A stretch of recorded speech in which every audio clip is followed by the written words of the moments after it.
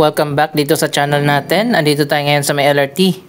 Mabuti na lang at gumanda na ulit yung panahon. Magbibigay pala tayo ng update sa ginagawa ngayon na pinakabagong mall dito sa Maynila. Malapit lang yan dito sa LRT 1V2 Cruise Station. Puntahan natin ang ginagawa na bagong SM Harrison. So ayun guys, nandito na nga tayo sa may Adriatico Street. Ito na pala ngayon ang latest na progress sa ginagawa na bagong SM. After ng ilang taon na delay, tuloy na talaga ang construction sa bagong SM City Harrison.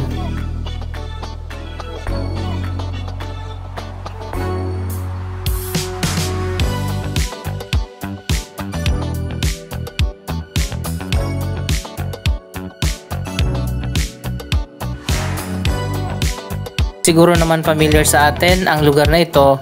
Dito nakatayo noon ang Harrison Plaza.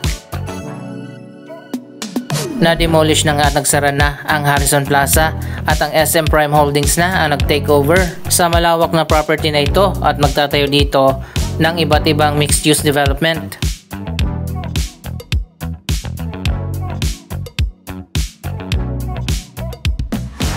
Isang modern at world-class na SM Harrison ang itatayo dito. Magtatayo din ng mga high-rise residential condominiums, modern office buildings at marami pang iba.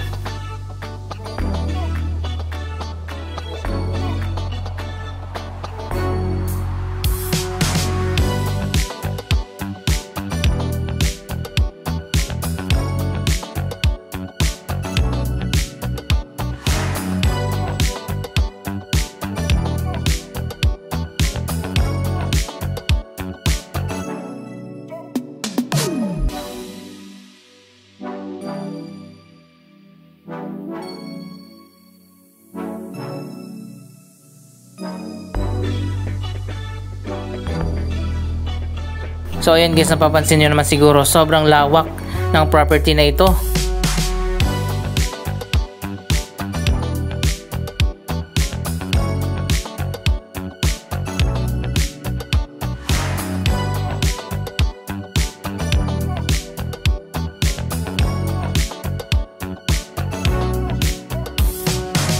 Andito na tayo sa bandang dulo. Halos katabi na ng SunTrust Tower. Sinagad pala talaga ng SM ang bagong mall na itinayo dito.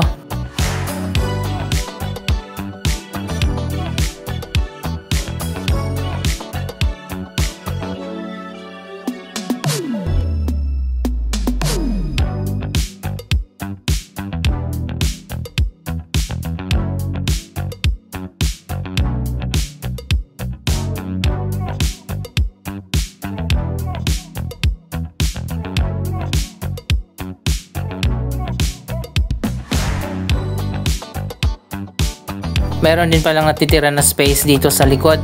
Siguro naman maglalagay dyan ng driveway.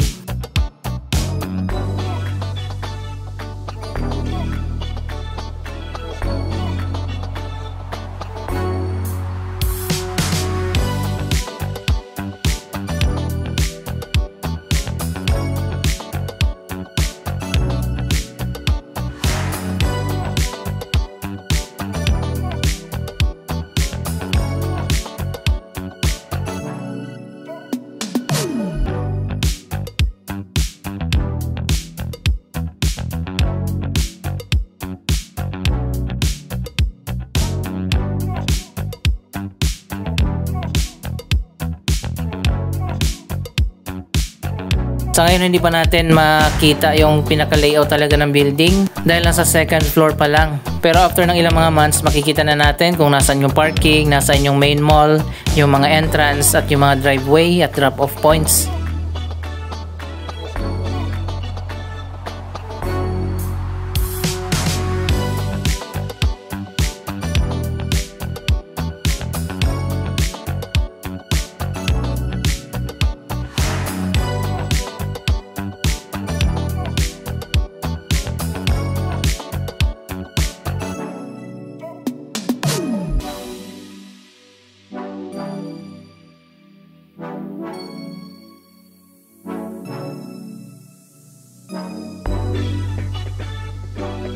Ito ay pasili pa lang habang ongoing pa nga ang construction. Tatagal pa ito ng siguro mga 2 o 3 taon.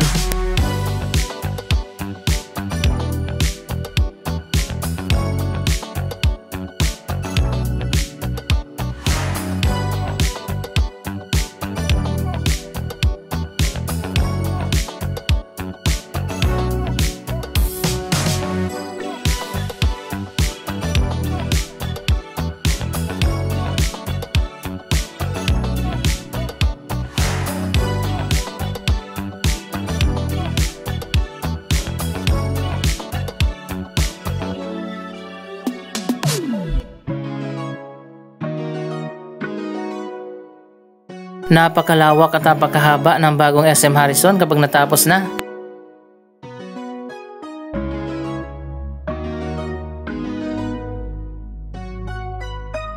Ito na magiging ika-4 or ika-5 na SM dito sa City of Manila. Una ay ang SM Quiapo, also known as SM Carriedo. Pangalawa ang SM City Manila na nasa likod ng Manila City Hall, ang SM City Santa Mesa at ang SM City San Lazaro. At eto na nga ang pinakabago at ang panglima, ang SM City Harrison.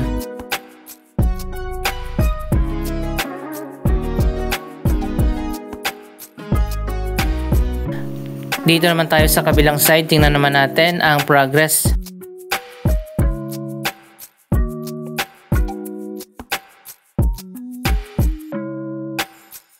Sa sobrang lawak nito, ilan kaya ang floors ng bagong SM? Siguro nasa 4 or 5.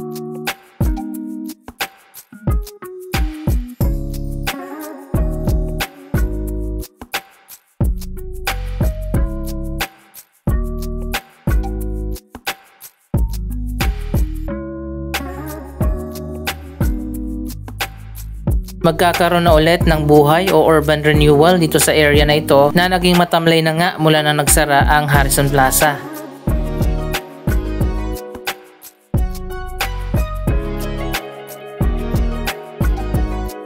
Napaka-memorable ng Harrison Plaza, lalong-lalo na sa mga naubutan pa yon. Ang Harrison Plaza ang tinuturing na pinakauna na shopping center dito sa ating bansa. Bukod dito sa malawak na property na tinatayuan ng SM, meron pa dito sa kabila na kasama din yan sa Harrison Plaza property. May tinatayo na rin dito na mga bagong building, alamin pa natin yan sa mga future updates.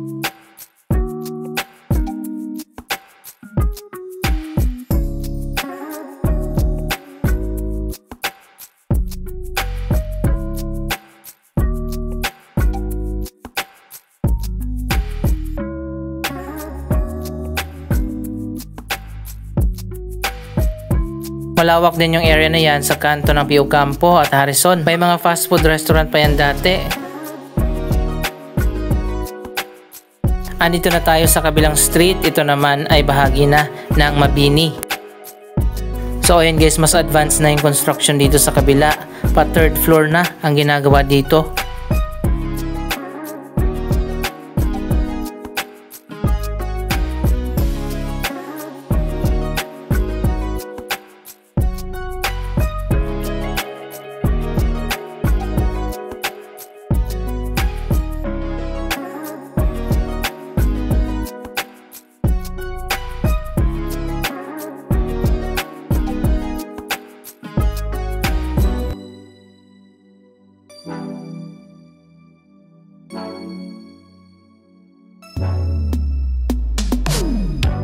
Dito pala sa likod nagsimula ang construction ng bagong mall. Malapit na yan sa Manila Zoo.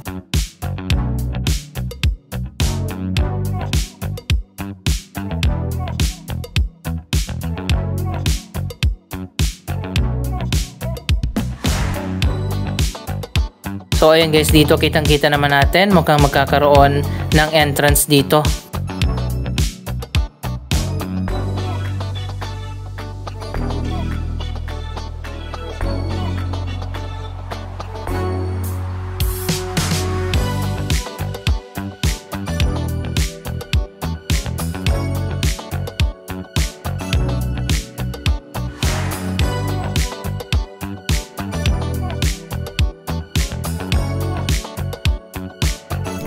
Kung mapapansin naman natin, mukhang isinagad talaga ng SM yung bagong mall malapit na dito sa kalsada.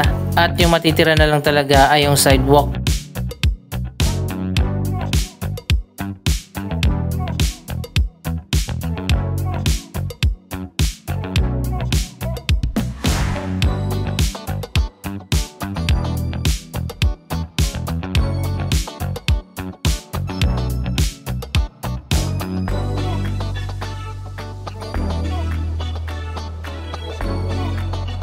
Ang Arquitectonica ang nag-design ng bagong mall na siya rin nag-design ng karamihan sa mga SM malls. Pero ayon pa sa nabasa natin online, pwedeng totoo, pwede rin hindi. Mala podium daw ang disenyo ng bagong SM Harrison. Kung totoo yun, napakaganda pala ng SM Harrison kapag natapos na. Kasama din pala sa designing team nito ang Asha Design.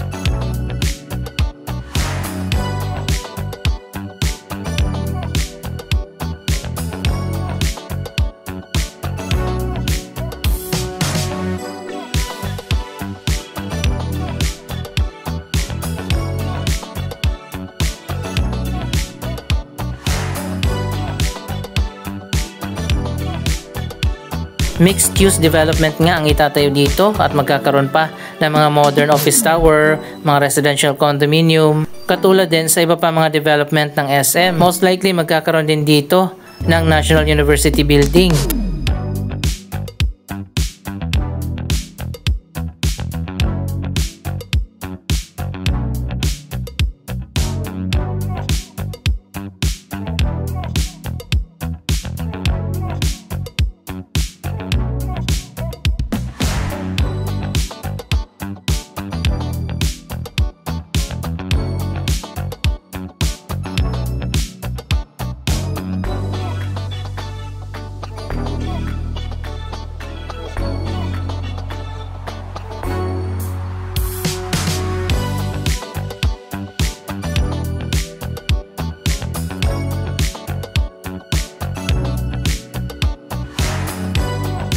Ilan sa abangan natin dito ay ang SM Store, SM Supermarket, SM Food Court o di kaya SM Food Hall, SM Cinemas at marami pang iba.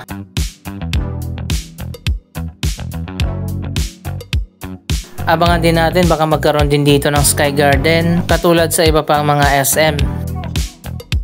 Dito pala napansin ko parang hanggang dito lang yung mall at dito sa kabilang side ay vacant pa.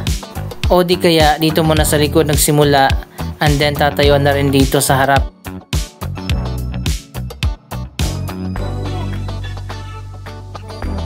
Kasi dun sa kabilang side kitang kita naman natin na tinayuan yung buong area.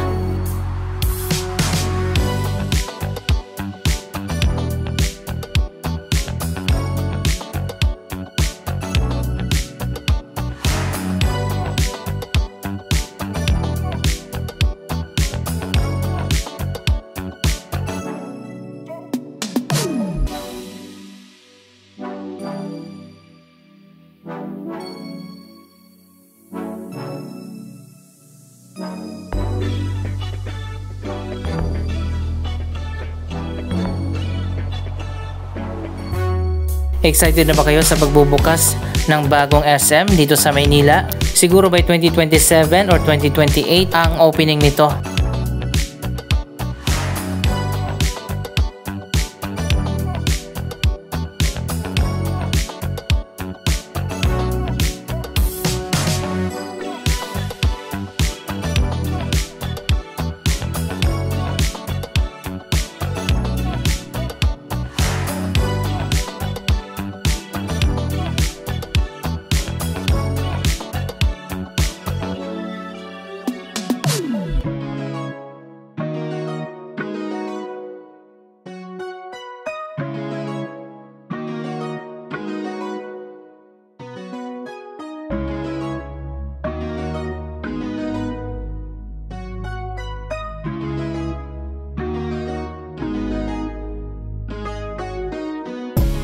Anong masasabi nyo sa progress ng proyektong ito? Mag-comment lamang dyan sa baba ng inyong mga reaksyon.